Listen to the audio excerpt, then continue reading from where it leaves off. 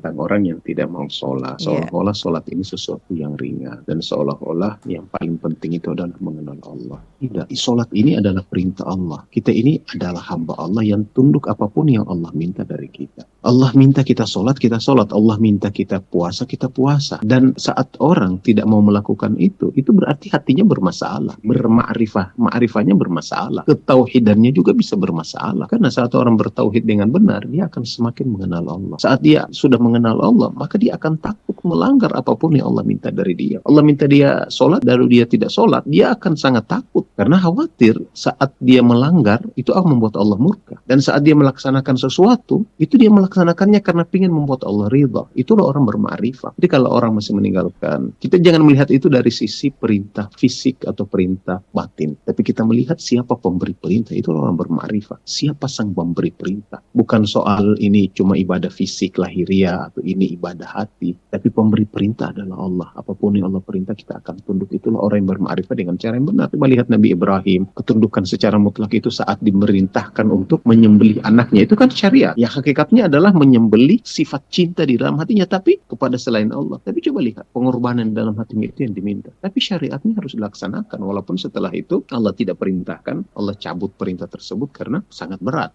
menjadi syariat nanti. Tapi intinya adalah bagaimana kita tunduk. Kita tidak membedakan sebagaimana kata Ustaz Husni tadi, yang mana yang harus kita kerjakan dan mana yang lebih penting. Karena ini agama secara keseluruhan. Agama itu disebut agama adalah ketundukan. Tunduk terhadap apapun yang Allah minta. Jadi kita tidak pilah-pilah. Jadi jangan kita mengatakan mana yang lebih berat meninggalkan sholat atau sombong. Dua-duanya dosa besar. Sombong itu kata Rasulullah SAW, orang yang ada kesombongan di dalam hatinya tidak akan masuk surga. Sehingga kesombongan itu dalam hatinya keluar. Berat sekali. Begitu juga orang yang meninggalkan sholat. Yang meninggalkan sholat itu awwalu ma yuhasabu bihil abdu yaumal qiyamah. Yang pertama kali akan dihisab. Sebelum menghisab kesombongan, yang akan dihisab pertama adalah sholatnya. Juga berat. Orang yang meninggalkan sholat itu adalah orang yang di dalam Al-Quran dikatakan akan mendapatkan neraka wail, akan mendapatkan siksaan, akan mendapatkan sebagaimana dalam surat juga, surat Al-Muddathir, lam naku minal musallin, kami mendapatkan neraka seperti ini karena kami dulu tidak suka sholat. Jadi dua-duanya berat dan kita tidak bisa pisahkan. Berarti kalau kita sholat boleh sombong, kalau kita sudah tidak sombong berarti boleh untuk tidak sholat. Tidak seperti itu. Dua-duanya, jangan kita berpikir Ustadz mana yang lebih bagus saya lakukan, saya zina atau saya minum minuman keras. Dua-duanya dosa. Tapi kalau kita hanya baru bisa melaksanakan yang satu harus kita upayakan. Bukan kita berusaha mencari pembenaran bahwasanya karena kita sudah sholat maka berarti boleh kita untuk sombong. Atau kita mencari pembenaran karena kita sudah tidak sombong berarti boleh kita tidak sholat.